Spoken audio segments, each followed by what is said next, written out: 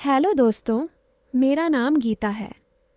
उम्र है अभी 20 साल की। वो उम्र जब लड़की का बदन थोड़ा थोड़ा खिलने लगता है, जैसे कोई कोमल फूल जो सुबह की धूप में चमकने लगे। मैं गांव की हूँ। वो छोटा सा गांव जहाँ खेतों की हवा में मिट्टी की खुशबू घुली रहती है और शाम को घर की चौखट पर बैठकर दूर के पहाड़ देखना अच्छा लगता है। मेरी आंखें बड़ी बड़ी हैं, काली जैसे रात का आसमान, और होंठ गुलाबी जो मुस्कुराते वक्त थोड़े मोटे हो जाते हैं। लोग कहते हैं कि मैं सुंदर हूँ, लेकिन मैं तो बस अपनी हूँ साड़ी पहनकर घर के काम करती हूँ। कभी कभी आईने में देखकर सोचती हूँ कि ये सब इतना क्यों बदल रहा है। आज मैं तुम्हें अपनी कहानी सुनाऊंगी, जो मेरी ज़िंदगी की वो दास्तान है जो धीरे धीरे खुलती गई। इसमें कुछ ऐसा है जो तुम्हें बांध लेगा, शायद थोड़ा उत्साह भी देगा, लेकिन अंत तक रुको, क्योंकि ज़िंदगी हमेशा वैसी नहीं चलती जैसी लगने लगे। चलो शुरू करते हैं। मेरा गांव है हरिपुर, जहाँ घर घर में ईंटों की दीवारें हैं, लेकिन मेरे घर की दीवारें थोड़ी अलग हैं। पिताजी किसान हैं, सुबह उठते हैं तो खेत की मेड़ पर चलते हुए कोई गीत गुनगुनाते हैं। माँ घर संभालती हैं और भाई बड़ा है, शहर पढ़ने गया हुआ। मैं बीच में हूँ, घर की लाडली।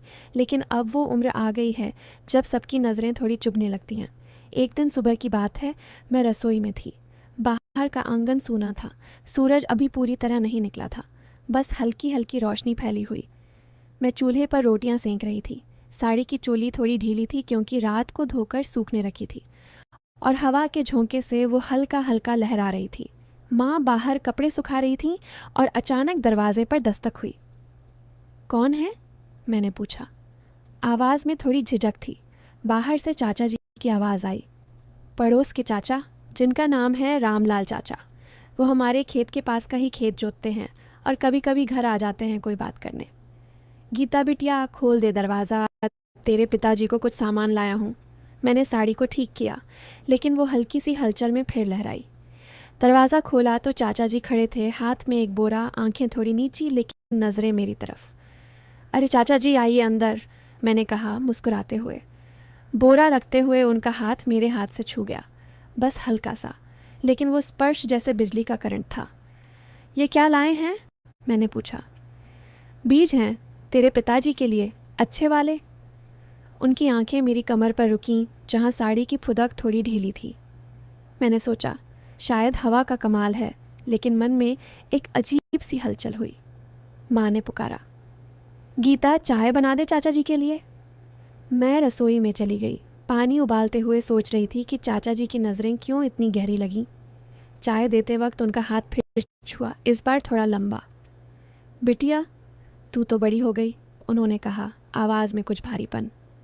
हाँ चाचा, समय तो ऐसा ही है, मैंने हंसकर कहा, लेकिन मन में सवाल घूम रहा था, ये क्या चल रहा है।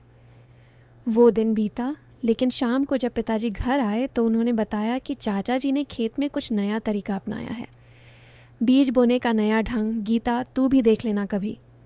मैंने सिर लाया, लेकिन रात को सोते वक्त वो स्पर्श याद आया। अगली सुबह फिर वही रूटीन। मैं आंगन में झाड़ू लगा रही थी। साड़ी की आंचल कंधे से सरक गया था और मैंने उसे ठीक करने के चक्कर में कमर मोड़ी। तभी चाचा जी फिर आए, इस बार अकेले। पिताजी कहाँ हैं? उन्होंने पूछा। खेत गए हैं, मैंने कहा। तो मैं इंतज़ार कर लूँ? वो अंदर आ गए और बैठे बैठे बातें करने लगे। गीता, तू स्कूल जाती थी ना, अब क्या करती है? उनकी नज़रें मेरी गर्दन पर थीं, जहाँ पसीने की बूंदें चमक रही थीं। घर के काम चाचा, कभी कभी किताबें पढ़ती हूँ। बातों बातों में उन्होंने कहा, तेरी कमर कितनी पतली है, जैसे कोई बांस की डाल। मैं हंसती। चाचा, आप तो शायर हो गए। लेकिन मन में वो शब्द गूंज रहे थे। माँ आ गई तो बातें रुक गईं, लेकिन चाचा जी जाते वक्त बोले, कल आना खेत में, मैं तुझे वो नया तरीका दिखाऊंगा, बीज बोना सिखा दूंगा। मैंने हाँ कह दी, क्योंकि पिताजी का काम था। अगले दिन दोपहर का वक्त था। धूप तेज़ थी, लेकिन खेत के बीच में छाया थी। मैं साड़ी पहनकर गई, सादा सूती वाला, जो पसीने से चिपक जाता है। चाचा जी वहाँ थे। हल लिए। आ गीता, देख, ये तरीका है, बीज ऐसे बोते हैं, धीरे धीरे गहराई में डालकर। उनकी आवाज़ में कुछ था जैसे दोहरा मतलब। मैंने हंसकर कहा, चाचा, मैं तो कभी नहीं बोई, सिखाइए ना। उन्होंने मेरा हाथ पकड़ा, हल्की मेड़ पर ले जाकर। उनका हाथ गर्म था, मेरा ठंडा। ऐसे पकड़ो मजबूती से और फिर धकेल दो अंदर। मैंने वैसा ही किया, लेकिन मेरी साड़ी की चोली में पसीना आ गया था और झुकते वक्त वो थोड़ी तनी। चाचा जी की सांसें तेज़ लगीं।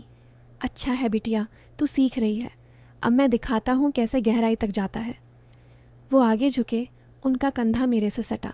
मन में डर था, लेकिन उत्सुकता भी। क्या होगा आगे?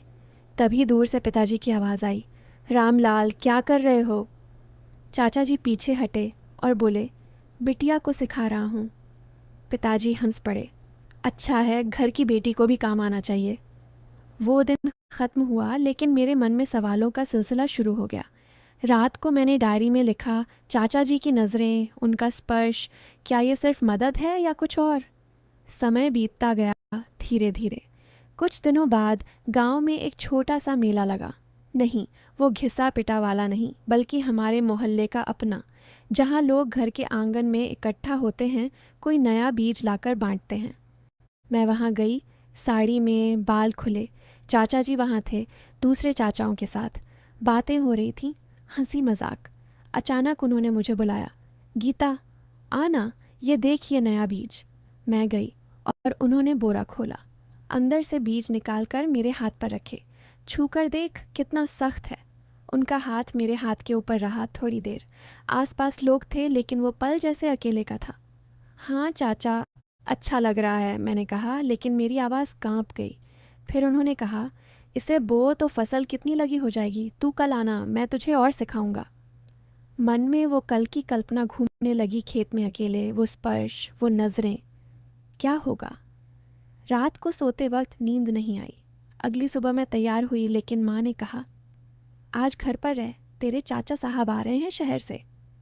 चाचा साहब मतलब पिताजी के भाई, जो शहर में नौकरी करते हैं। चाचा साहब आए दोपहर को, सूट बूट में, शहर की हवा लगी हुई। गीता बिटिया कितनी बड़ी हो गई। उन्होंने गले लगाया, लेकिन उनका गला लगाना अलग था, भाई जैसा, स्नेह भरा। चाची को याद करो, मैंने कहा। वो हंसे। हाँ, तेरी चाची को तो तू भूल गई। शाम को हम सब बैठे चाय पीते।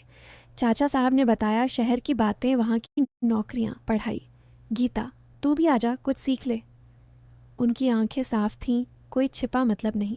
लेकिन जब चाचा जी का जिक्र आया तो पिताजी बोले, रामलाल अच्छा आदमी है, खेत में मदद करता है। चाचा साहब ने कहा, हाँ, लेकिन बेटियों को अकेले मत भेजना। मन में कुछ क्लिक हुआ।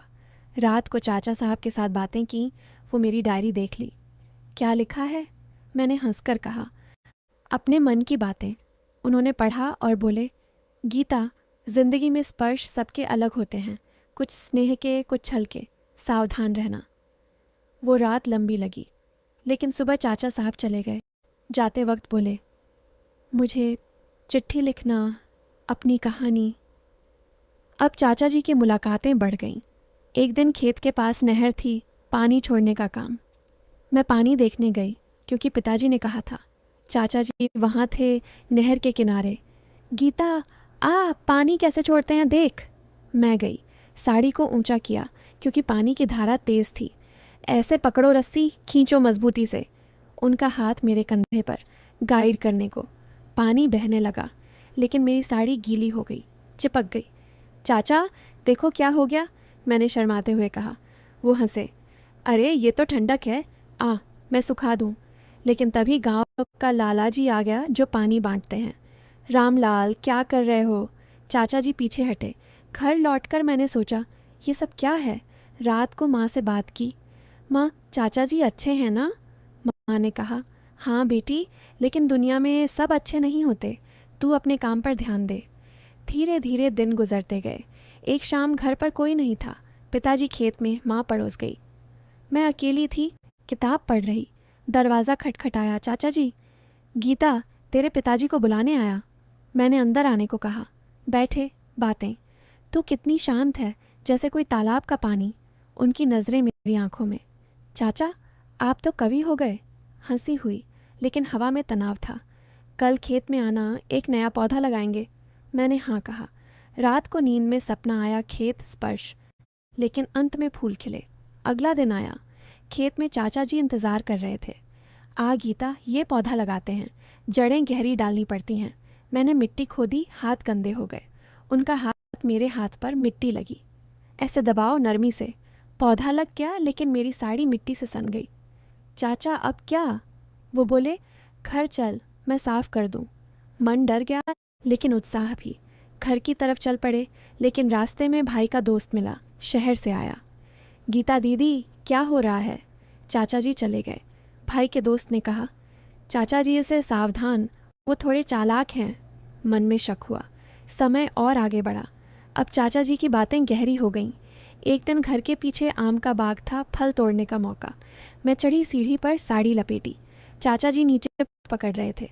हाथ बढ़ाओ, मैं पकड़ लूँगा। फल गिरा, उनका हाथ मेरी टांग से छुआ। सॉरी बिटिया। लेकिन आंखों में चमक। नीचे उतरते वक्त सीढ़ी हिली, मैं गिर पड़ी उनके ऊपर। सांसें रुकी, बदन सटा। चादेसा रिया चा मैं उठी, लेकिन वो पल जैसे आग था। कुछ नहीं हुआ, उन्होंने कहा, लेकिन जाते वक्त बोले, कल फिर आना बाग में। रात को मैंने फैसला किया, नहीं जाऊंगी। लेकिन जिंदगी रुकती नहीं। कुछ दिनों बाद गांव में एक समस्या आई। खेतों में कीड़े लग गए, सब परेशान। चाचा जी ने सलाह दी, एक नया दवा लाओ, मैं लगा दूं। पिताजी ने मुझे भेजा शहर की दुकान पर। वहाँ चाचा साहब मिले जो छुट्टी पर आए थे। गीता क्या लाई, मैंने बताया। वो बोले, चल मैं साथ चलूं। रास्ते में बातें शहर की। तू क्या करना चाहती है ज़िंदगी में? पढ़ना, माँ बाप का नाम रोशन करना। घर आकर दवा लगाई चाचा साहब ने। चाचा जी भी आए, लेकिन चाचा साहब की मौजूदगी में चुप रहे। धीरे धीरे चीज़ें बदलने लगीं। मैंने किताबें ज़्यादा पढ़ना शुरू किया, डायरी में लिखना। चाचा जी की मुलाकातें कम हुई, क्योंकि मैं बहाने बना लेती। एक दिन पिताजी बीमार पड़े, नहीं बीमारी नहीं, बस थकान। मैंने देखभाल की। चाचा जी आए, लेकिन माँ ने रोका। बिटिया संभाल रही है। मन में राहत मिली। अब कहानी का वो मोड़ आया जो सब बदल देगा। एक रात, आधी रात को दरवाज़ा खटखटाया। मैं उठी, देखा चाचा जी। क्या हुआ चाचा? तेरे पिताजी को बुला, खेत में समस्या। पिताजी गए, मैं अकेली। चाचा जी अंदर आ गए। गीता, तू डर मत। उनकी नज़रें फिर वही। चाचा, पिताजी आ जाएंगे। लेकिन वो पास आए, हाथ बढ़ाया। बिटिया तू समझती नहीं। मन धड़का, चीखने को हुई, लेकिन तभी लाइट नहीं गई, बल्कि भाई घर आ गया, शहर से अचानक। क्या हो रहा है यहाँ? चाचा जी भागे। भाई ने सब सुना, पिताजी को बताया। अगले दिन पंचायत हुई। चाचा जी ने माफ़ी मांगी। मैंने गलती की, बस मदद करना चाहता था। लेकिन सब जान गए। गांव ने उन्हें समझाया। मैंने चुप रहना चुना। लेकिन अंत चला, चाचा जी खुद एक बीमारी से जूझ रहे थे, मन की बीमारी, जो उन्हें वैसा बनाती थी। डॉक्टर ने इलाज किया और वो बदल गए। महीनों बाद वो आए, सिर झुकाकर। गीता बिटिया, माफ़ कर दे, मैं अब ठीक हूँ। मैंने माफ़ किया। और कहानी, वो बीज जो हमने बोए थे, वो फसल लहलहाई। चाचा जी अब सच्चे में मदद करते हैं, बिना किसी छल के। मैंने पढ़ाई की, शहर गई, लेकिन गांव लौटकर सोचती हूँ, ज़िंदगी में स्पर्श स्नेह के होते हैं, छल के नहीं बातें, लेकिन अंत में सब अच्छा। अब तुम बताओ, कैसी लगी कहानी?